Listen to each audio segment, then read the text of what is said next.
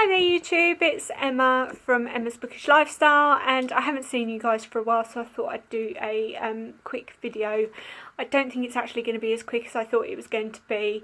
It's a haul, some of it's stationery, it's this little Conan, some of it is, sorry, it's bad English, some of it are books I've bought myself, some of it are books from subscription boxes, and I believe one of them is actually one that I requested via the publisher, which I was kindly sent for reading and review. So without further ado, let's get started. So on one of the channels, I believe it may well have been Lauren from Lauren and the Books, but I do apologise if it was somebody else. It could well possibly have been Simon from Savage Reads. I saw these gorgeous Bright Idea notepads. Now these are sort of little, this is the little A5 version, and it's basically containing 10, as you can see, vibrant colours or subsections with various different ideas on the front label of what you can include in them, and it's beautifully hand sewn down the side. These little journals I absolutely love to pieces. I'm very keen on getting started doing a bit more in the way of note taking and journaling, especially when it comes to my reading. And this has got suggestions such as red hot ideas, blazing breakthroughs, rosy outlooks, twilight insights, silver linings, deep reflections, blue sky brainstorms, evergreen inspirations, freshly minted inventions, and sunny thoughts. And I've been suffering quite a lot over the last couple of weeks with my depression, so I'm hoping a funky notepad and some good suggestions from watching my YouTube and BookTube colleagues, and also from my reading, will brighten me and lift me up. The next one that I did get was actually the Super Bright journal. Now this one is in vibrant neon, as you can see there. And this is only 6 colours as opposed to the 10 that was in the black, but it's exactly the same size book.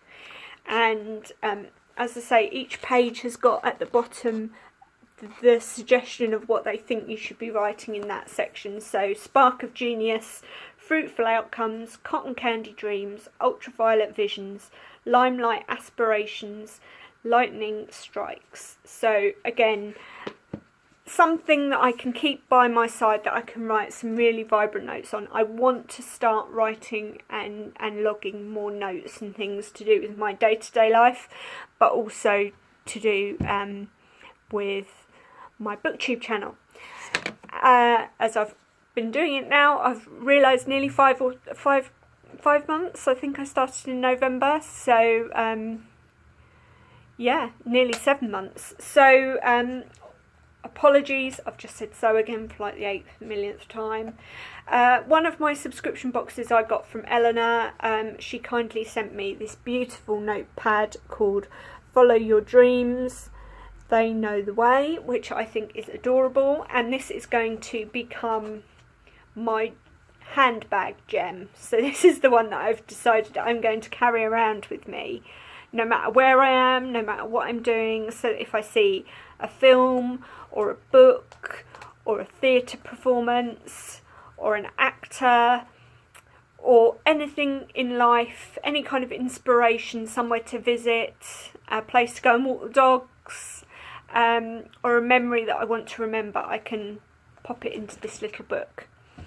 Also, very recently in my book buddy box for May, look away if you haven't had it, I recently received The Expatriates by Janice Y.K. Lee. Now this, I believe, is a YA book, and it says here, I'll read the back because I didn't open it because it's, as usual with Eleanor's books, overwhelmingly stuffed with amazing post-it notes. I have a few of her books that I need to catch up on. I'm really sorry, Eleanor. I will get to them.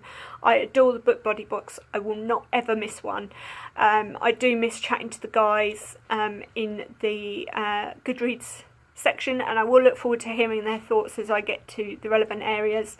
But yes, so the synopsis on this says, Mercy, a young Korean American and recent Columbia graduate, is crippled by inertia.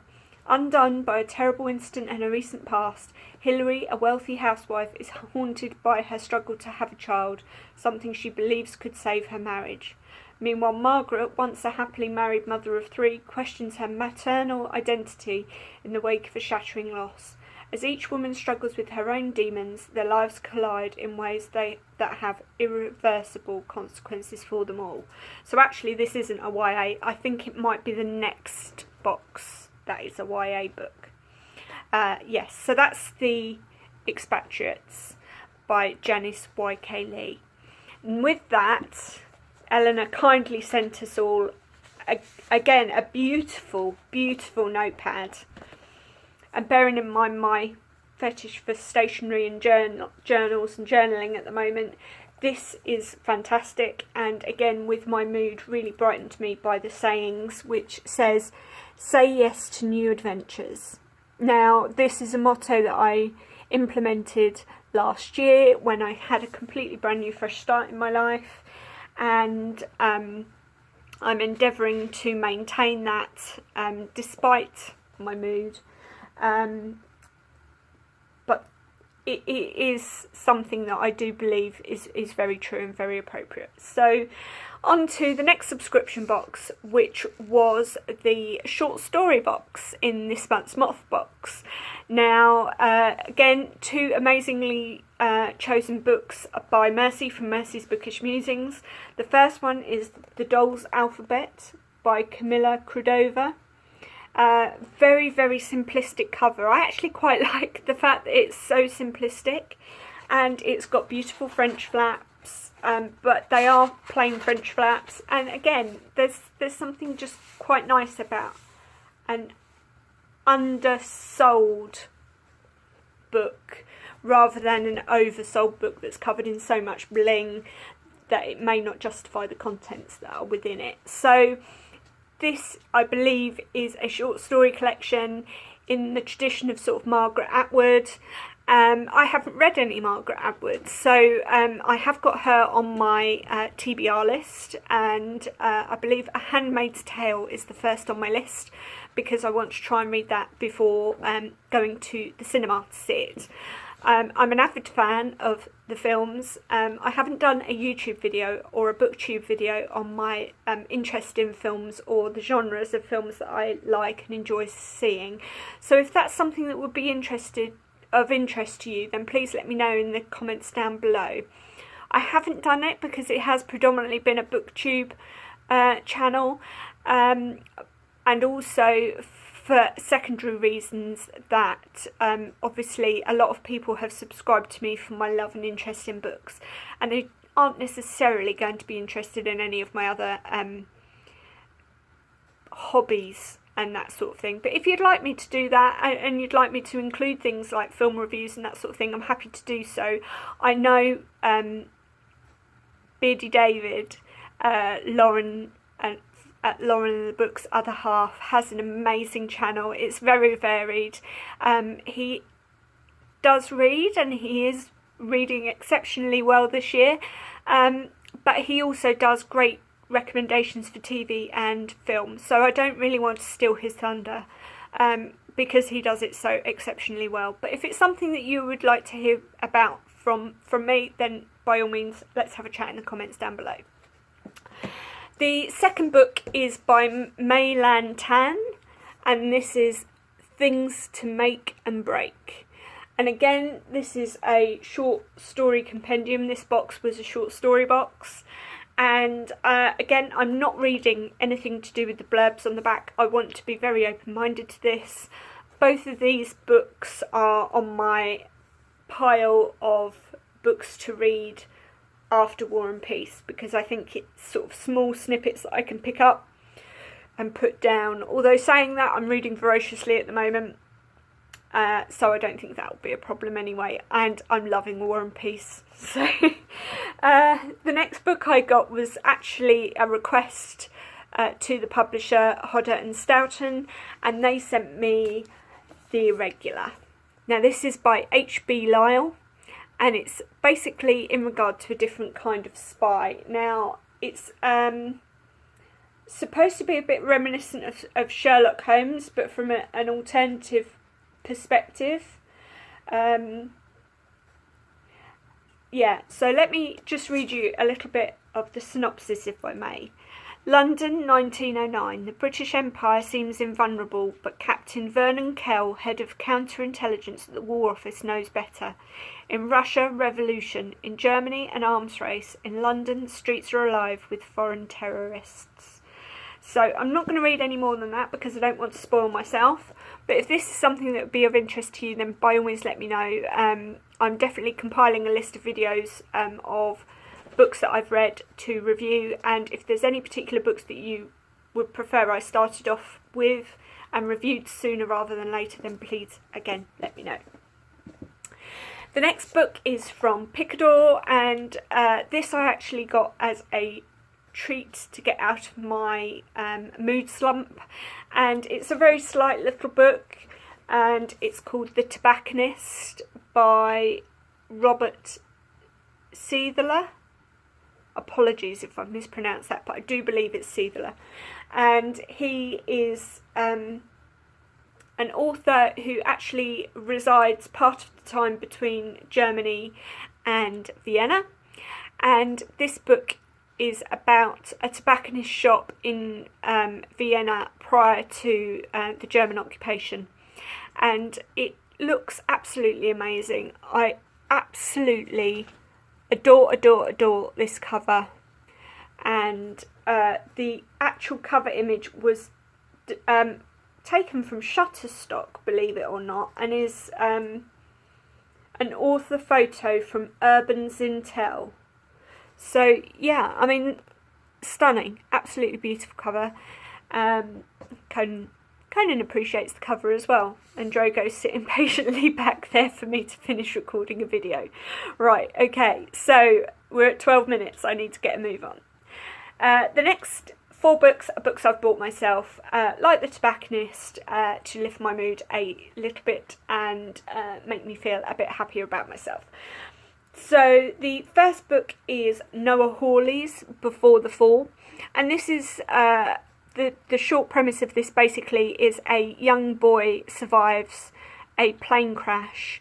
It was a private plane, and I believe he was on there with his family, and they invited a gentleman along, and he and the child are the only 2 survivors. That's all I kind of know on this premise, and I'm really looking forward to reading it.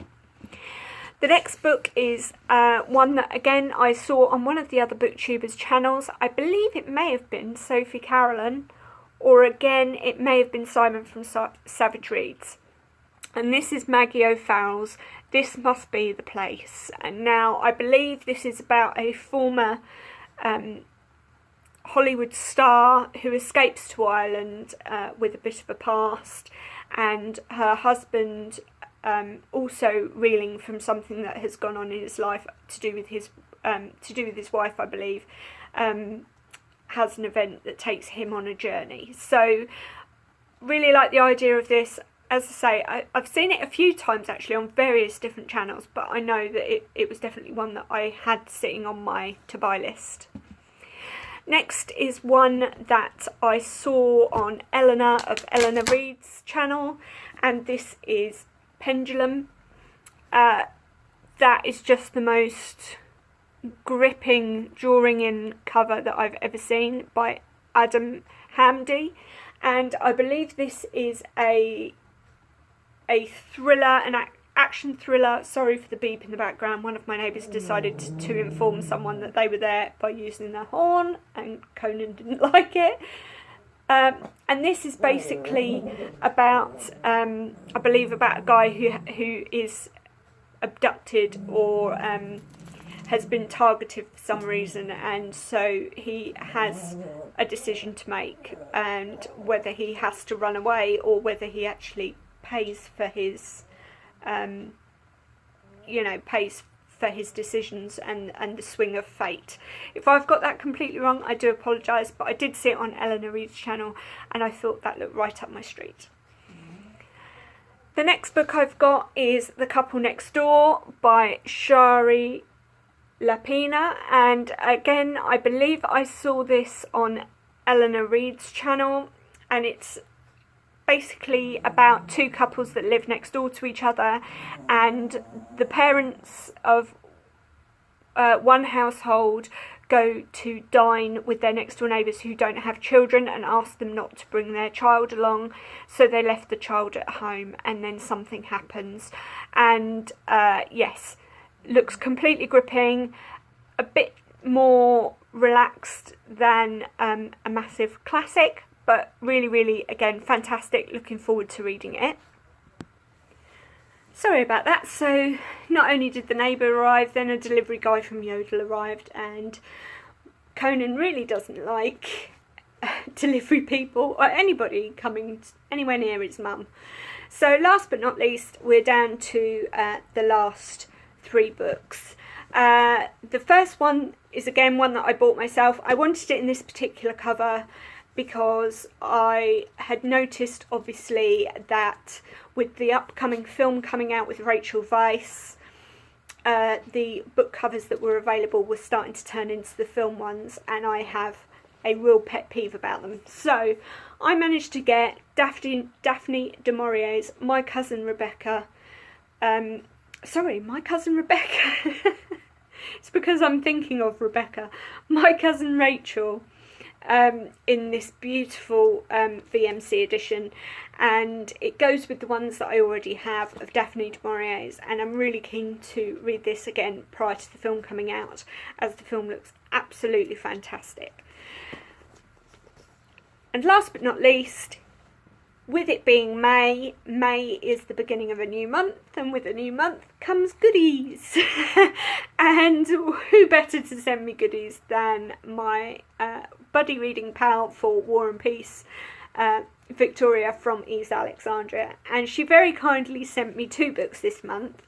The first is a very light-hearted one, Murder Most Unladylike by Robin Stevens, which is something that I'm really looking forward to. It looks like it's set in a girls' school, which reminds me a little bit of the old, the Enid Blyton books that those of you that read the Enid Blyton books, Mallory Towers and that sort of thing. It reminds me of that kind of romp, but with kind of obviously a murderous twist in there. So that looks great, and I'm highly looking forward to that. That's Murder Most Unladylike by Robin Stevens. And last but not least, she very, very kindly sent me Elizabeth Gaskell's North and South in this wonderful vintage classic edition. I have read this many moons ago and loved it. I read it at school, and then I reread it in my very early 20s. I'm now in my 40s and I don't own a copy, and I'm so glad to have a copy that I can own now, and also to reread, because I truly do love it, and I just can't wait to reconnect with the characters and the story. So yeah, so that's where I am at the moment, BookTube. I'm coming up to 47% in on my War and Peace reread. Sorry, not reread, buddy read. And unfortunately it's taken both Victoria and I somewhat longer than we were anticipating due to life. Life gets in the way. But we're both really thoroughly enjoying it. I know I definitely have really fell in love with some of the characters. At the halfway point, we're obviously starting to be a bit more invested in some characters rather than others.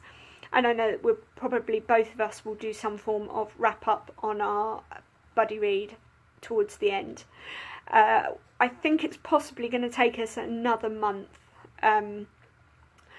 to conclude where we're at with that. But I'm also reading graphic novels, and I'm also reading audiobooks, and I've got an audiobook review coming up shortly for East West Street, so please look out for that. That is a non-fiction book based around the creation of the laws for crimes against humanity and genocide, and is absolutely a 5-star, blow your mind read. Highly recommend it.